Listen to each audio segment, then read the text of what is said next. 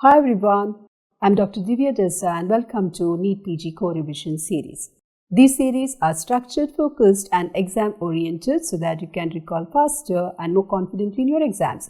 In today's session, we are going to break down the anatomy of liver and extrahepatic biliary apparatus into clear, high-yielding, exam-focused concepts. So let's get started. So we all know that the liver is the largest gland in the body. It is the largest gland in the body, occupying much of the right upper part of the abdominal cavity.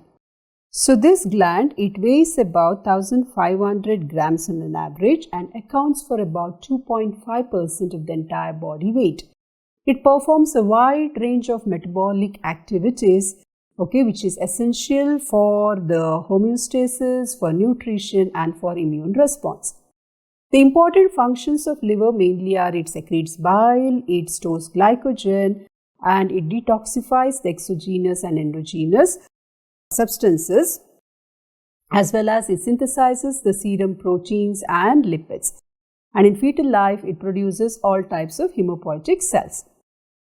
So when we see in the abdomen, it occupies the entire, almost the right hypochondrium, the upper part of the epigastrium and a part of the left hypochondrium region. So up to the left lateral, that is up to the mid-clavicular line, the liver will extend.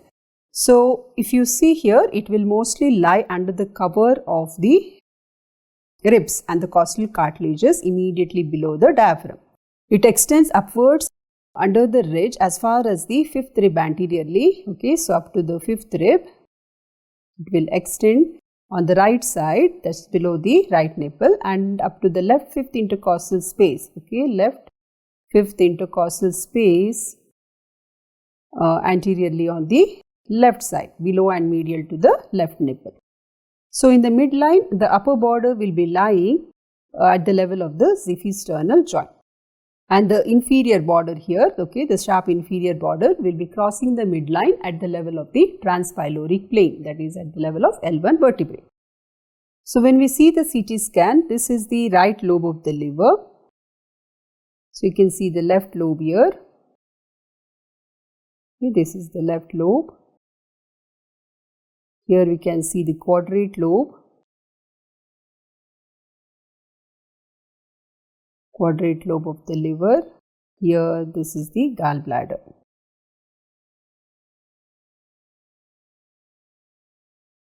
So coming to the external features of the liver. So liver, when we see, it is wedge shaped, right? So wedge shaped, and it will have mainly two surfaces, we say, that is the diaphragmatic surface and the visceral surface. The diaphragmatic surface and which is in relation to the diaphragm, and the visceral surface which is in relation to the viscera. So this diaphragmatic surface here entirely will be very convex and extensive, and the visceral surface is relatively fat and it will be facing inferiorly, and it has one well-defined border which we call it as the inferior border. So this will be the inferior border. So this diaphragmatic surface, we further divide it into the superior, the anterior,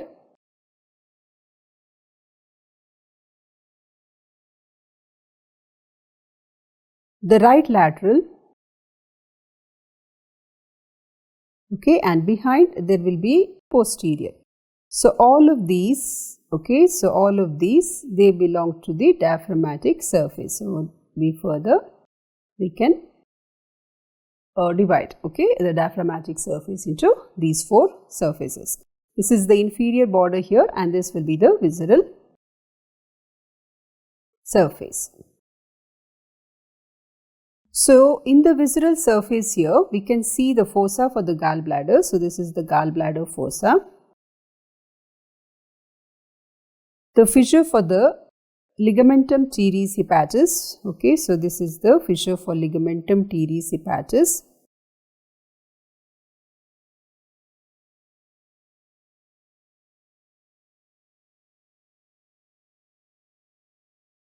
And here we see the Porta hepatis.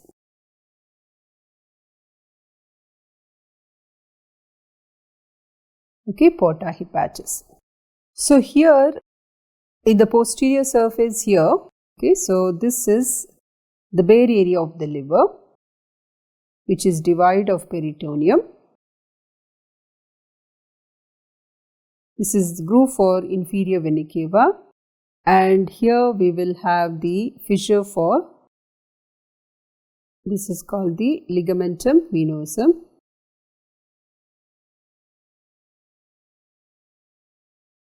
And we can see the ligaments here, the coronary ligaments. This is the coronary ligament. This is left triangular ligament. So when we see the lobes of the liver, okay, so the lobes of the liver are classified into two types. So we have the anatomical classification. Another one is the physiological classification. So physiological is based on the functional parts, so it is also called functional lobes, and anatomical lobes. So anatomical lobes here on the diaphragmatic surface, it is divided into two lobes. So if you see, this is the right lobe and this is the left lobe by the falciform ligament. So this is the falciform. By the attachment of this falciform ligament, the liver is divided into right and left lobes. So the right lobe is larger compared to the left lobe. And when we see the visceral surface, so this is the visceral surface here, the liver here is divided into four lobes. So we have the right lobe and the left lobe. So we right lobe as well as the left lobe. Along with that, we have the quadrate and the caudate lobe. Okay, so here above, this is the caudate lobe and this is the quadrate lobe. And these are divided here by the fissure for the ligamentum venosum. Okay, so here we have ligamentum venosum fissure, and here ligamentum teres hepatis fissure. So these two fissures will divide here, that is the visceral surface of the liver, into four lobes. Next, moving on to the physiological lobes. So this here, the division, okay, the physiological division is basically based on the intrahepatic distribution. Okay, it is based on the intrahepatic distribution of the bile duct, the hepatic artery and the portal vein. So here the liver is divided into right and left halves, okay, right physiological lobes, by an imaginary or a sagittal plane, which we call it as the �τ plane. Okay, �τ this is �τ plane. So here this plane on the anterosuperior surface, it passes from the inferior, okay, so from the inferior vena cava to the cystic notch. So this is the plane here, and on the posterior inferior surface, it will pass through the fossa for the, so here we will have the fossa for the gallbladder, through the fossa for the gallbladder to the groove for the inferior vena cava. So here. Right, so the caudate lobe here will be shared both by the right and left physiological lobes. Okay, so this is called the �τ plane. So here each of these true lobe will have, so this we call it a physiological lobe. Since they are functional lobes, we call them as the true lobes. Okay, true lobe of the liver, and each of these lobes will have its own primary branch of hepatic artery and portal vein. Okay. It will have it. So we have the right and left hepatic artery, right and left portal vein, and the bile duct also similarly. So it will have its own hepatic artery, own portal vein, and it is drained by one bile duct. Okay, so the right hepatic artery, right portal vein to the right physiological lobe, the left hepatic artery, left portal vein, and the left bile duct there to the left lobe, physiological lobe of the liver. Next, we have something called the hepatic segments. or segments of the liver. So these hepatic segments, they are basically the structural units. Structural units, okay, they are the structural units of the liver. So we have 8 hepatic segments.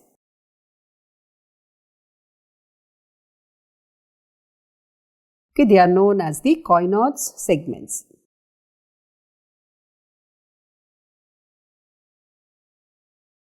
So here how we divide this into, now these as I said, they are the structural units.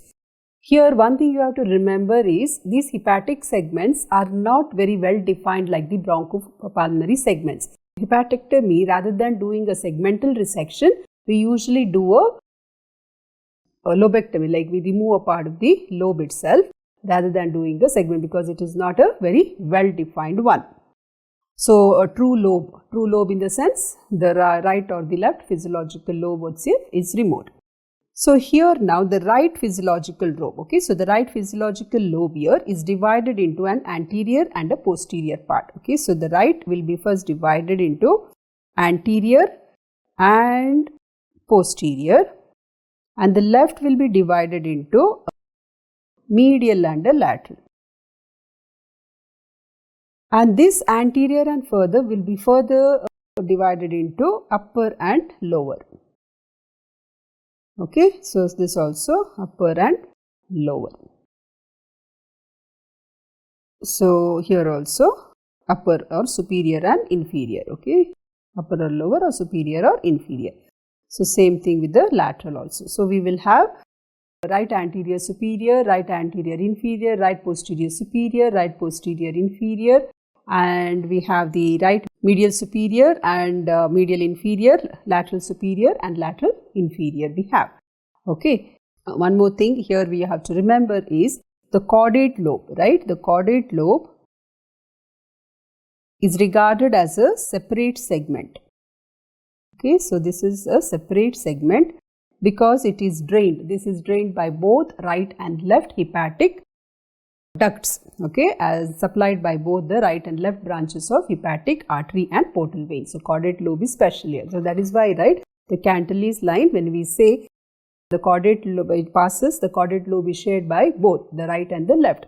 So it will have supply from both right and the left hepatic artery, right and left portal vein, and it is drained by the hepatic ducts, that is both hepatic ducts. So this is what we call as the Coynot's segments. Okay, so we divided the anterior and posterior, and the left true lobe into medial and lateral, and this further divided into superior. So these two are superior, these two are inferior.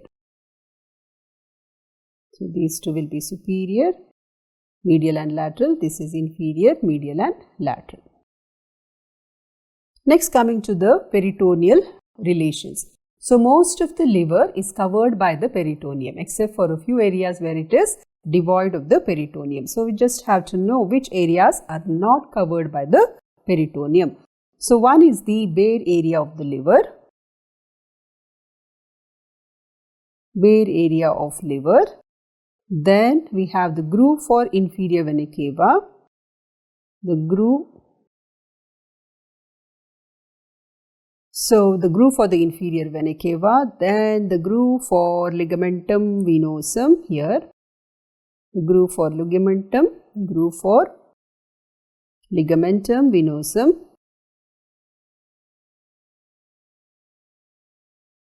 Then the groove for the porta hepatis. Okay, the porta hepatis region, and the fossa for the gallbladder. Okay, so fossa for the gallbladder.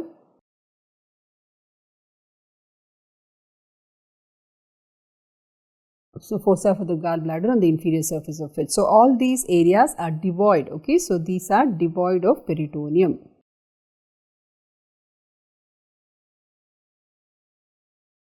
Okay, these areas. Bare area of the liver, groove for inferior vena cava, the porta hepatis, the fossa for the gallbladder, and groove for ligamentum venosum are not covered by the peritoneum. Then coming to the ligaments of the liver. Now ligaments of the liver, we have two kinds, the false ligaments and the true ligaments. So the false ligaments are formed by the peritoneal folds, okay, whereas the true ligaments, they are formed by the embryonic structures. So we will see that which are the true and which are the false. So ligaments, we have true, the true and the false. So the false ligaments, as I said, they are all peritoneal folds. So when we see here, we have the falciform ligament here.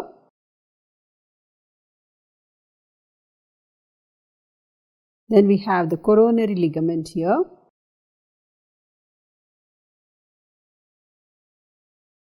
The right triangular ligament, the left triangular ligament, and from the porta hepatis in a L-shaped manner, we will have the lesser omentum. So these are the false ligaments of the liver. Next, coming to the true ligaments, they are the remnants of embryological structures, okay, or the fetal structures. So we have here in this portion, we have the ligamentum teres hepatis,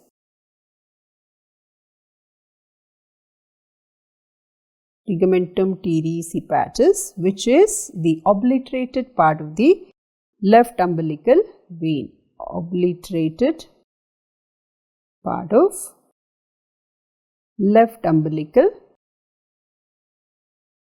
vein. And here we have the ligamentum venosum,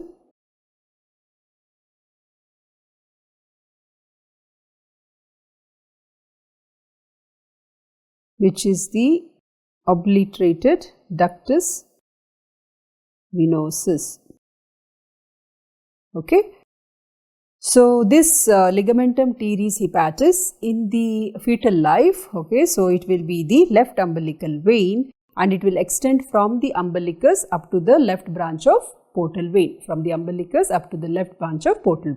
And we have the ligamentum venosus, which is the remnant of ductus venosus, and ductus venosus will be connecting the left branch of portal vein with the inferior vena cava. Okay, so you have to know the left umbilical vein comes from the umbilicus up to the left branch of portal vein, and the ductus venosus from the left branch of portal vein to the inferior vena cava. So that is how it will be connecting one structure to the other.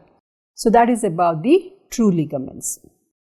So on the inferior surface, okay, inferior surface of the left lobe of the liver, it is related to the stomach, anterior superior surface of stomach here. So this is the stomach or the gastric impression. Here a small portion of esophagus will be related. So esophageal impression will be there.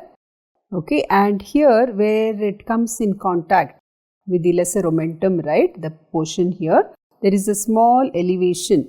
This we call it as the tuber because it is in relation to the omentum. We call it as tuber omentale, okay, or omental tuberosity. Then there is the fissure for the ligamentum teres here. This is a deep cleft here, ligamentum teres, after the gastric impression. And next to that here we will have the quadrate lobe, which is related to the pyloric end of the stomach and the first part of the duodenum. Okay, so pyloric end and first part of duodenum is related to the quadrate lobe. Then rest to that will be the fossa for the gallbladder, which is related to the gallbladder is located there, is lodged in that fossa. Then here we will have the right colic flexure, which is related, colic impression, right, which is formed by the right colic flexure.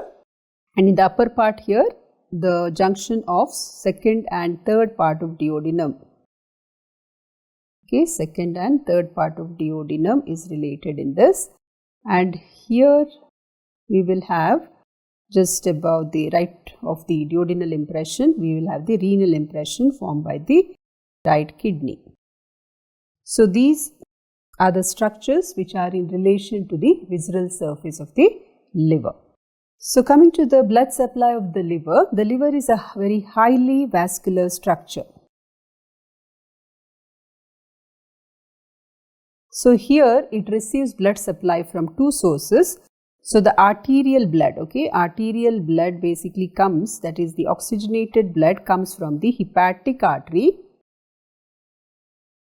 and the venous blood, which is rich in nutrients, okay, because the venous blood is bringing all the absorbed blood from the intestines, right, the portal vein is bringing that, so it is rich in nutrients. So when in a normal adult in a recumbent position, about 1/3, okay, 1/3 of the cardiac output passes through the liver. So out of that 1/3 cardiac output, which is passes through the liver, 80% comes from the portal vein and 20% only from the hepatic artery. So venous drainage is by 3 large hepatic veins, okay, 3 hepatic veins.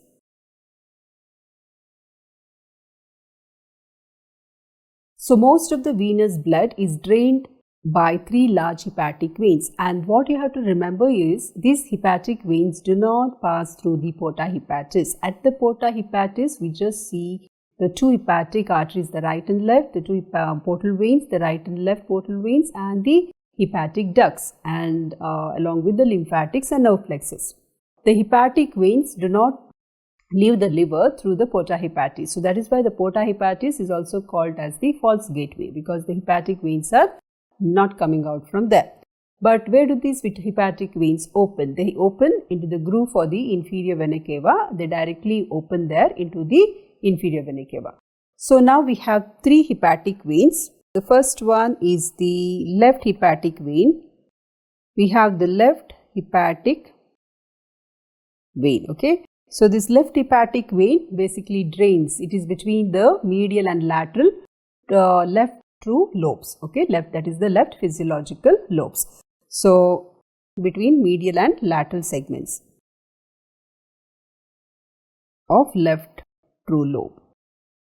Then we have middle hepatic vein, middle hepatic between the right and left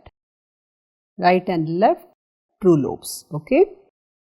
And then we have the right hepatic vein, which is between the anterior and posterior segments of the right true lobes. So these are the 3 hepatic veins which directly open, that is through the groove for the inferior vena cava into the inferior vena cava. So this is the left hepatic vein between the medial and lateral segments of the left true lobe. Then we have the right here. This is the right hepatic segment between the anterior and posterior. And here we have the middle hepatic vein, that is between the right and left true lobes, okay. So that is the venous drainage of the liver. So all of these are opening in directly into the inferior vena cava. So lymphatic drainage here, we have the superficial lymphatics. Superficial lymphatics which basically drain, that is from the posterior aspect of the liver. So all of these superficial lymphatics, they converge onto the bare area here, okay. So we have the bare area of the liver, so bare area comes here in this portion. So we have the bare area of the liver where all these superficial lymphatics will converge. and they communicate with the extraperitoneal lymphatics. Okay, and from there it will drain into the posterior mediastinal lymph nodes. From this it goes to the posterior mediastinal lymph nodes. And the superficial lymphatics from the anterior aspect, they drain into the to the hepatic nodes. Okay, so superficial lymphatics from anterior aspect, from the anterior region, they drain into the hepatic nodes near the porta hepatis. And the lymphatics which accompany the portal triad, they belong to the deep lymphatics, and the deep lymphatics will form two trunks. Okay,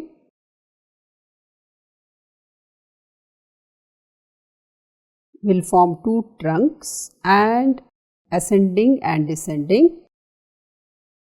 Okay, so these will be accompanying the portal triad. They form two trunks, the ascending and the descending. Ascending trunk enters the thorax through the vena cava opening. Okay, it goes to the thorax through the through the inferior vena cava opening, it will enter the thorax and it will drain into the lymph nodes present around the inferior vena cava. Whereas the descending, they drain into the hepatic nodes near the porta hepatis. So that is about the lymphatic drainage of the liver. So coming to the nerve supply of the liver. So this organ is supplied by both sympathetic and parasympathetic fibers. So sympathetic comes from the celiac plexus and the parasympathetic are derived from the hepatic branch of anterior vagal trunk.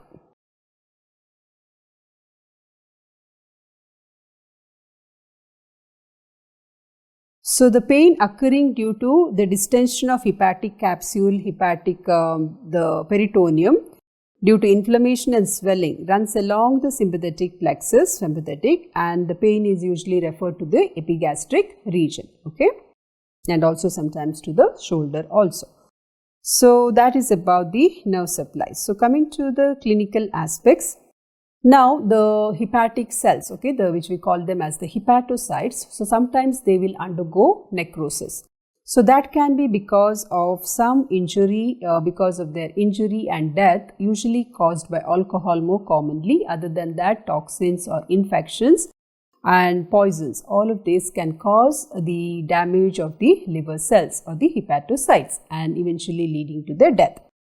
So the dead hepatocytes now, okay, so the dead hepatocytes, they are replaced by the fibrous tissue. So the dead cells replaced by fibrous tissue, that is by the proliferation of the perilobar connective tissue. So this perilobar connective tissue will proliferate and these cells are replaced by the fibrous tissue, and this is called as the cirrhosis of liver. So in cirrhosis of liver, the patient will develop jaundice. It's a symptom here due to obstruction of the bile. Okay, so due to obstruction of the bile flow, it will result in jaundice. And it can also lead, okay, so the resistance to the blood flow through the cirrhotic liver can also result in increase in the pressure in the portal vein, and that can also result in portal hypertension. Next is about the liver biopsy. So liver biopsy is done to rule out any pathology of the liver or any malignancy of the liver. Okay, so here needle biopsy is done. So what is important here is where we pass this needle. So the needle is inserted in the mid-axillary line. Okay, mid-axillary line through the 9th or 10th intercostal space. So here when we insert the needle will pass through the chest wall, through the costodiaphragmatic recess here, okay, and then the pleura, the diaphragm, and the right anterior intraperitoneal space, okay, right anterior, that is the subphrenic space, anterior intraperitoneal space, and it will then enter the liver. So if we insert above the 8th intercostal space, it will injure the lung. So that is why we do this needle biopsy in the 9th or 10th intercostal space. Next, we shall study the extrahepatic biliary apparatus. Now, this extrahepatic biliary apparatus, it basically receives the bile from the liver, stores the bile, as well as it transports the bile to the second part of the duodenum. So that is the main role of extrahepatic biliary apparatus. So this extrahepatic biliary apparatus, it consists of 5 components. So what are those 5 components of the extrahepatic biliary apparatus? So first thing is the right and left hepatic ducts. Okay, so the right and left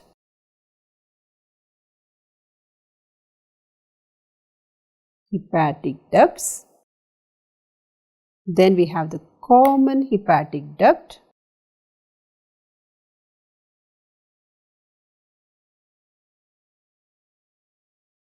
The gallbladder,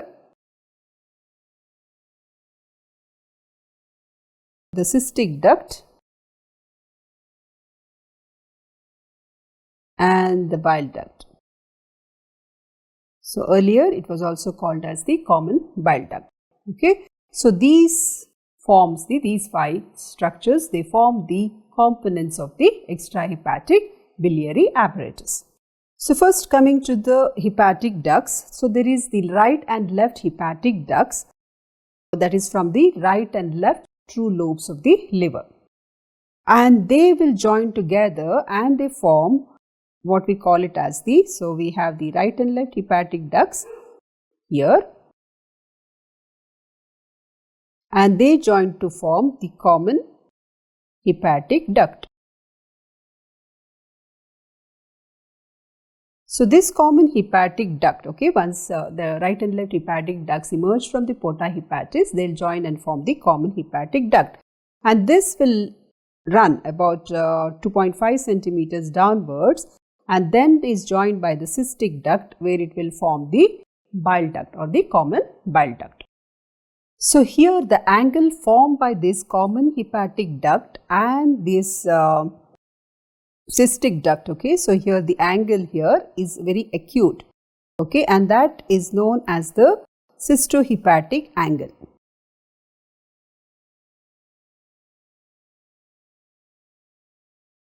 So sometimes we see accessory hepatic ducts. So in about 15% of the cases, we will see the accessory hepatic ducts.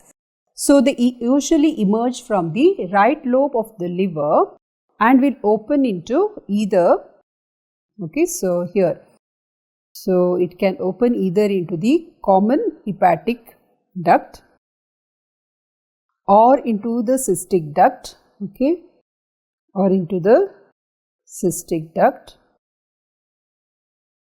So it will open into the common hepatic or into the cystic duct. Then it may open into the gallbladder itself, the accessory hepatic ducts, or it may open into the bile duct. So these are the sites of opening of the accessory hepatic ducts, okay, that is into the common hepatic duct, into the cystic duct, or into the gallbladder, or directly into the bile duct. Next, coming to the gallbladder. So gallbladder here, it is a pear-shaped structure which we can see here, located in the gallbladder fossa. So this has a capacity of about 30 to 50 ml. It has a capacity of about 30 to 50 ml, and the function is it basically stores and concentrates the bile and then discharges it into the duodenum when necessary. So here other feature of it is the radio-opaque dyes, okay. So radio-opaque dyes are also concentrated in this gallbladder, and so this feature is used to demonstrate the the cavity of the gallbladder, especially cholecystography, that's what we call that, cholecystography. So in cholecystography, we demonstrate the cavity of the gallbladder and its ability to concentrate the bile, okay, concentrate and also contract, that is to discharge the bile from the gallbladder to the duodenum. Right. So, the gallbladder, where it is located? It is located in the gallbladder fossa, okay, on the inferior surface of the right lobe of the, it is located in the gallbladder fossa.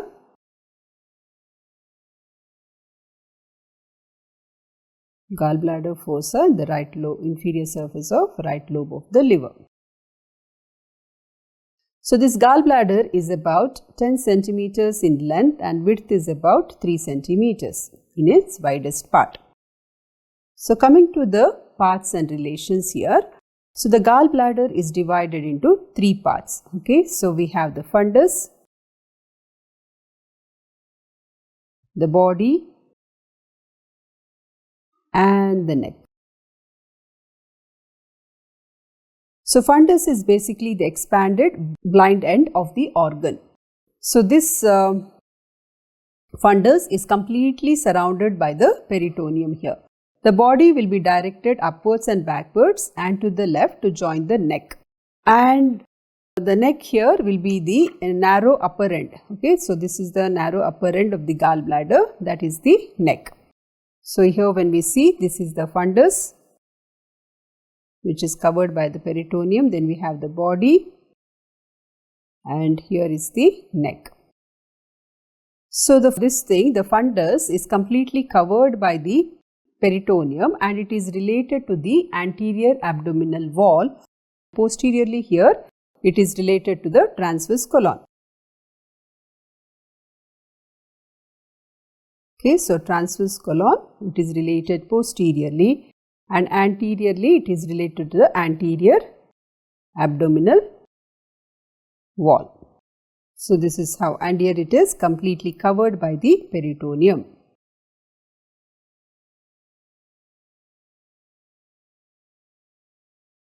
So, the body here related to the liver anteriorly, and this is devoid of peritoneum. It does not have the covering of peritoneum.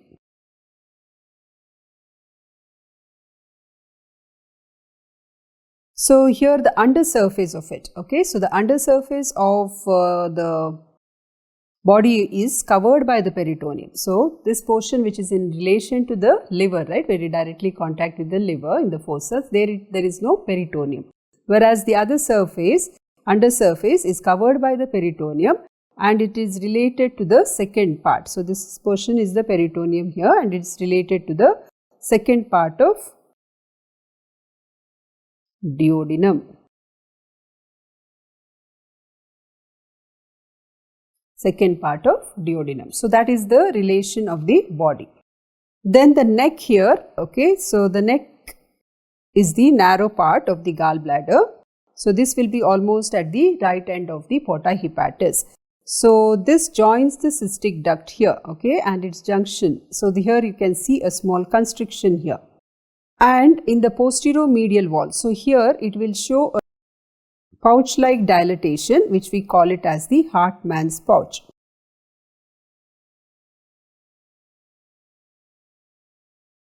So, the gallstones are usually lodged in this Hartmann's pouch.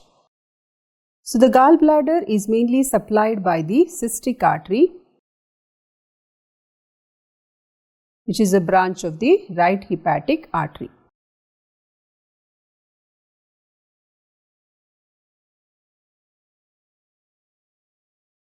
So, the venous drainage of the gallbladder is mainly by two veins, that is one is mainly by the cystic vein which drains into the portal vein and by a large number of small veins which drain into the hepatic veins. So, thus the gallbladder is mainly supplied by the cystic artery which is a branch of the right hepatic artery and it is drained by the cystic vein which drains into the portal vein and by small other veins which drain into the hepatic veins. So, this is the cystic artery here.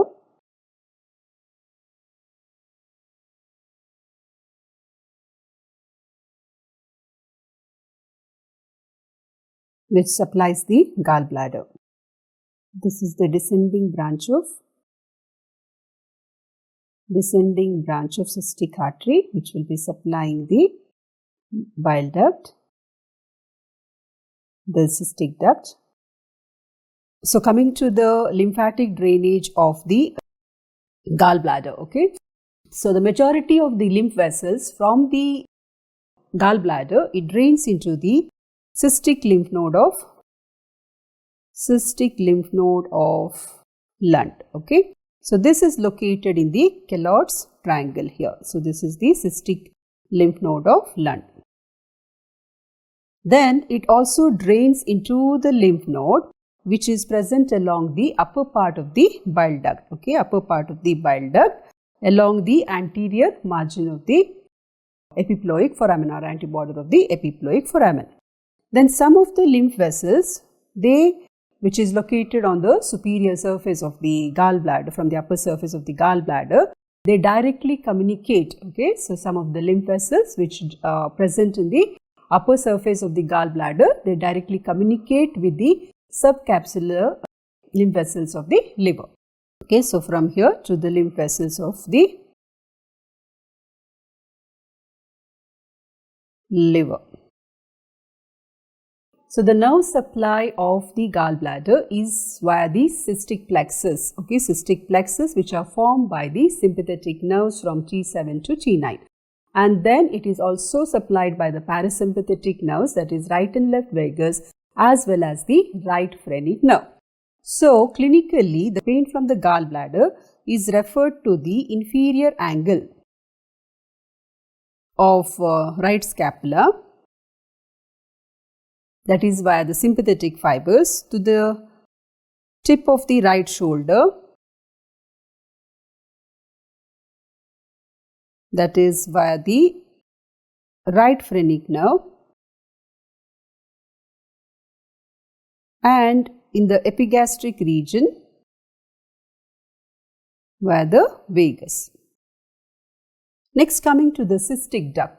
So the cystic duct is the duct of the gallbladder. It is about 3 to 5 centimeters in length and it runs downwards and backwards, okay, from the neck of the gallbladder near the right margin of the porta hepatis, where it joins the common hepatic duct to form the bile duct, okay. So cystic duct will join the common hepatic duct and forms the bile duct.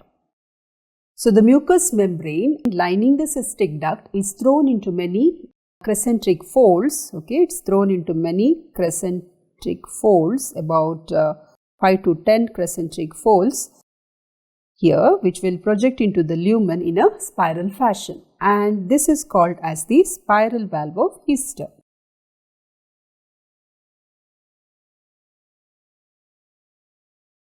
So this valve of Hester keeps open, okay, so keeps the duct open, and so that the bile can flow in either direction.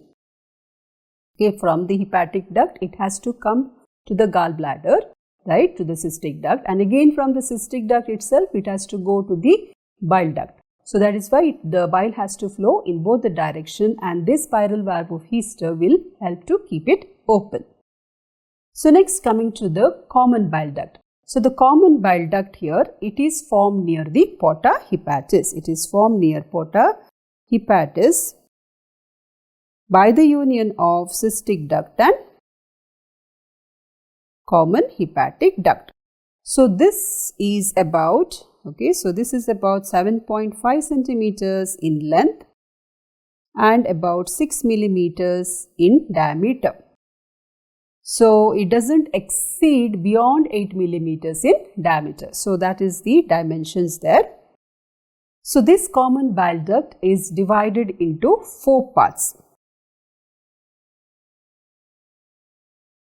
So it has the supraduodenal part,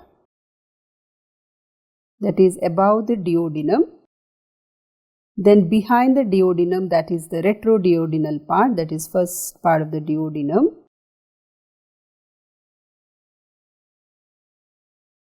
Then it has the infraduodenal or pancreatic part. and it has the intraduodenal, okay, or intramural, that is within the duodenum. So the supraduodenal part here will be about 2.5 centimeters long, and it descends along the right free margin of the lesser omentum in front of the portal vein and the hepatic artery, okay, that is the hepatic artery proper. So this portion, it is the most accessible part, okay, so it is the most accessible part during surgeries, that is the supraduodenal part. Then we have the retroduodenal part. So retroduodenal part is behind the first part of the duodenum, and it is on the left, it is related to the gastroduodenal artery and posteriorly to the inferior vena cava. Okay, so this will be behind the first part of duodenum. Then we have the infraduodenal part. So the infraduodenal part is below the first part of the duodenum. So it will be running behind, that is along the posterior surface of the pancreas. So it will lie in the upper and the lateral part. Sometimes it can be embedded within the pancreatic tissue itself. So in the lower part, okay, so down there, it will be lying in front of the inferior vena cava, that is inferior vena cava will be posterior to that. Yeah, and on the left side, it is accompanied by the gastroduodenal artery and its branch, that is the superior pancreaticoduodenal artery. Now, this is a very important relation here because the superior pancreaticoduodenal artery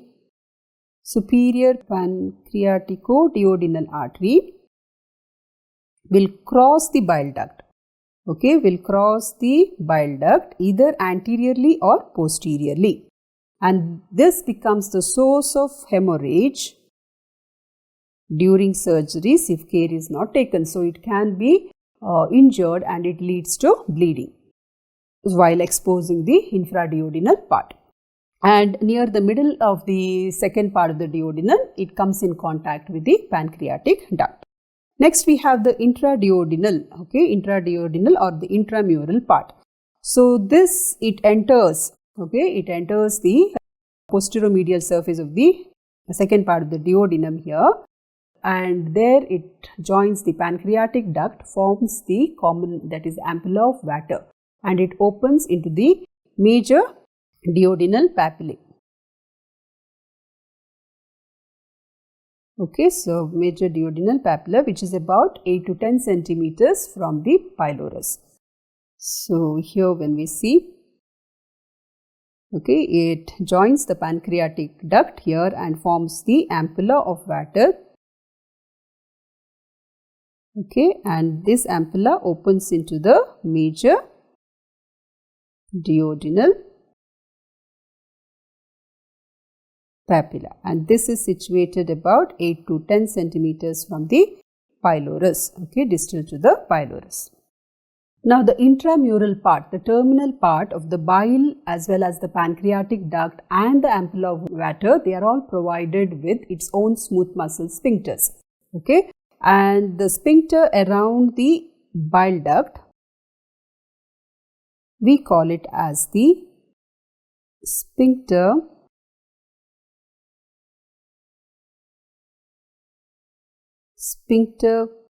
choledochus of Boyden. Then the sphincter around pancreatic duct is called the sphincter pancreaticus, and the sphincter around the ampulla of 𝗲𝗏 is called the sphincter ampullae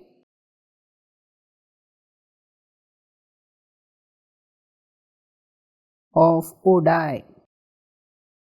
Okay, so the sphincters, they remain closed until the gastric contents enter the duodenum. So once the gastric contents enter the duodenum, it will stimulate the duodenal mucosa to secrete the hormone cholecystokinin.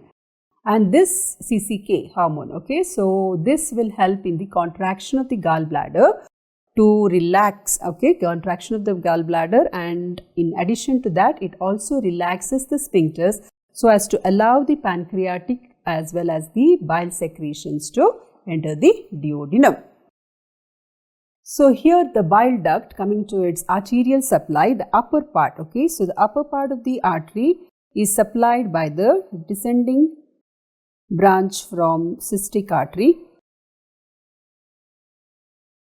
So the upper part of the bile duct is supplied by a twig or a small branch from the descending branch of cystic artery.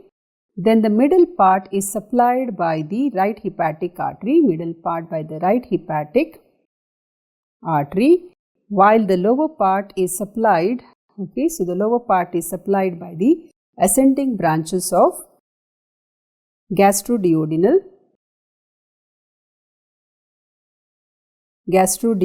and superior pancreaticoduodenal, okay, which is a branch of gastroduodenal, superior pancreaticoduodenal artery.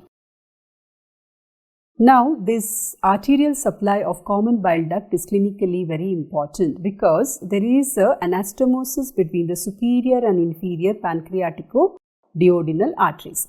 Now, in case this anastomosis is poor, okay, and during surgery the superior pancreaticoduodenal artery is ligated, okay, it can lead to, during the surgery of the extrahepatic biliary apparatus, especially the bile duct there, okay, if we ligate the superior pancreaticoduodenal artery, when there is a poor anastomosis between superior and inferior pancreaticoduodenal artery, it can lead to gangrene of the common bile duct. So that is why this ligation can lead to gangrene. So that has to be borne in mind while doing the surgery.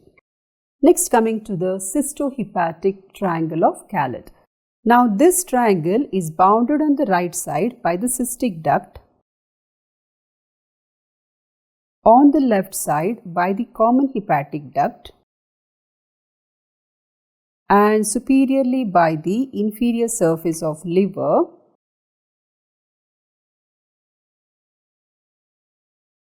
okay, and the apex will be towards the facing downwards between the cystic, to the angle between the cystic duct and the common hepatic duct. So this Kārlat's triangle is important because it contains three structures there. One is the right hepatic artery,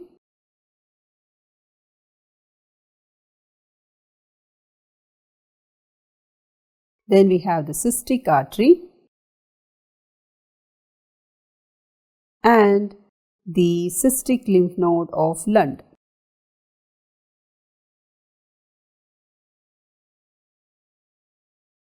And in this triangle, sometimes the aberrant segmental right hepatic arteries as well as the ducts are also seen. So we can see the duct, accessory ducts, which will open into the common hepatic duct or cystic duct or into the gallbladder can be seen in this regions, or directly into the bile duct can be seen. So during cholecystectomy, what can happen is, if we are not aware of this and when we ligate, okay, to remove the gallbladder, there may be oozing of the bile through these accessory ducts. So that has to be borne in mind. The right hepatic artery here, which is present in this triangle, will sometimes present a caterpillar-like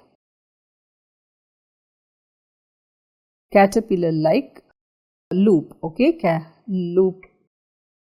caterpillar-like loop, which we call it as the Moynihan's hump, okay, Moynihan's hump. So sometimes during cholecystectomy, this can be clamped along with the cystic pedicle, okay, so this can be clamped there, it can be clamped and it can be cut, and that will lead to profuse bleeding. So these things need to be borne in mind while doing the cholecystectomy surgery. So next, coming to the clinical aspects. So when we say cholecystitis, itis is basically inflammation. So inflammation of the gallbladder is known as cholecystitis, and this can be acute or chronic. And cholelithiasis is a condition where there is formation of gallstones. Now this acute cholecystitis occurs in adult women, adult women more commonly, and is characterized by pain in the hypochondriac region, hypochondrium, which is referred to the inferior angle. So earlier I told you where the pain can be referred to the inferior angle of the right scapula or to the tip of the right shoulder also the pain can be referred. There will be vomiting, so there is pain, there is vomiting, and there is positive Murphy's sign. Murphy's sign is positive. So what is Murphy's sign positive? So if a finger is placed, it's just under the right costal margin, at the tip of the ninth finger is placed just below the right costal margin at the tip of the ninth costal cartilage, and the patient is asked to take a deep breath, So that time what happens? The sharp pain, the patient will feel a sharp pain and kind of catch in the breath kind of feeling, So when the gallbladder will meet the examining finger, so when they take a deep breath, it gets lifted, right? So the gallbladder meets the examining finger and suddenly the patient will wince in pain and hold the breath. So here we can see, so Murphy's sign will be positive in case of cholecystitis. So symptoms of cholecystitis are aggravated on taking fatty meals because the gallbladder, why fatty meals? Because to digest the fatty meal we need the bile, and the gallbladder will contract to release the bile, right? So that is why there will be pain. So fat in the duodenum will cause the stimulation of cholecystokinin pancreazymin enzyme, which reaches the gallbladder to the bloodstream and cause the contraction to release the bile, and that time there is pain. So that is why fatty meal will cause pain in acute cholecystitis. So the chronic cholecystitis can lead to the formation of stones, and that is known as cholelithiasis. So cholelithiasis is usually occurs, the 5 F's we say, So the 5 F's of gallbladder, gallbladder stones or cholelithiasis, which includes fat, fertile, fatty, flatulous.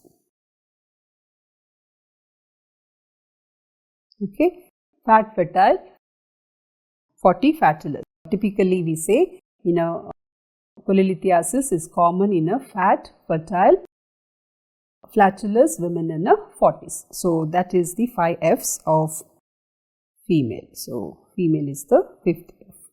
Yes. So that is the 5 F's of cholelithiasis. So the biliary colic is basically the spasm of the smooth muscles of the gallbladder. So this pain is intermittent in nature, So and this pain occurs basically to expel the gallstone, So whenever there are gallstones and the gallbladder itself is trying to put them out, so that time we get this biliary colic. So this pain is very intense when the calculus is impacted at the terminal end of the cystic duct or towards the end of the common bile duct. And the referred pain, we see it in the right upper quadrant or epigastric region. So the obstruction of the common bile duct can occur due to gallstones. So this is a common cause for obstruction of gallstones. And other than that, we have the pancreatic carcinoma, then enlarged hepatic lymph nodes due to secondary to malignancy. All of these can cause, so main common cause is the gallstones, So it can cause obstruction to the flow of bile, which leads to obstructive jaundice. Then there is Courvoisier's law, So what is this Courvoisier's law? So Courvoisier's law, it states that the obstructive jaundice, so there is obstructive jaundice and there is distended and palpable gallbladder. It is mainly due to extrinsic obstruction, So if there is obstructive jaundice but the gallbladder is distended and palpable, it is mainly due to extrinsic obstruction of common bile duct, that is because of the carcinoma of pancreas or something like that. But if there is obstructive jaundice with non-distended, non-palpable gallbladder, then it is intrinsic obstruction like impaction of gallstones. So that is what �ᗏ𝗺𝗠𝗡's law states. So this person is the �ᗏ𝗺 who proposed that law. So basically there what happens is impaction of the gallstones, that would have already made the gallbladder fibrotic and contracted. So because of that we do not see the distension of the gallbladder in case of intrinsic obstruction. So cholecystography, gallbladder, one thing you have to remember is gallbladder is not opaque to X-ray. Since it is not opaque, so we do not see, we cannot appreciate them, So that is why we do a contrast study, and a cholecystography is basically a radiological study of the gallbladder. So gallbladder can be seen by cholecystography as well as ultrasound. So cholecystography is basically a radio-opaque dyes are given to either by mouth or by intravenous route, and they are excreted by the liver. So those kind of radio-opaque dyes, so either orally or intravenously they are given, and these dyes need to be excreted by the liver. So these will reach through the blood, it will reach the gallbladder, and the dye will be concentrated here, and because of which we can appreciate it. Looks opaque in an X-ray and we will be able to identify. Ultrasound is a non-invasive imaging technique to visualize the gallbladder as well as the other components of the biliary apparatus. Then we have something known as endoscopic ERCP, endoscopic retrograde cholangiopancreaticography. So this is in this technique under direct visualization. So fiber optic endoscope is passed, a catheter is inserted into the hepatopancreatic ampulla. So you can see here a catheter is introduced here in this region through the ampulla, and a radio opaque contrast medium is injected, and the bile and pancreatic ducts can be visualized. So if the ERCP fails, the biliary tract is visualized by other radiographic technique, which we call it as the percutaneous transhepatic cholangiography. So it can be visualized if ERCP fails. So this is the technique, percutaneous. So through the skin, percutaneous, transhepatic, then transhepatic cholangiography is done. So through the liver, the dye is injected and we do the radiographic study. So coming to the image-based MCQs, the line shows dividing the liver into, so this line divides, this is the Cantelli's line. So Cantelli's line divides the liver into right and left physiological lobes or the functional lobes. So B is the right answer. Which structure lies posterior in the portal triad? Portal triad, posterior is portal vein, P, posterior portal vein. The structure most commonly found within this triangle, this is the Kārlāts triangle. So what is found there? The cystic artery is commonly seen there. The highlighted segment is, so highlighted segment is this portion here. So that is the caudate lobe, segment 1 or caudate lobe of the liver. The structure formed after union of cystic duct with common hepatic duct is the common bile duct. So here the choice both bile duct, common bile duct is given. So we take it as the common bile duct. So with this, we wrap up today's session on liver and extrahepatic biliary apparatus. So stay consistent with this series as they bring you one step closer to your NEET PG dreams. Stay consistent, stay focused and trust in your preparation. I'll see you in the next session.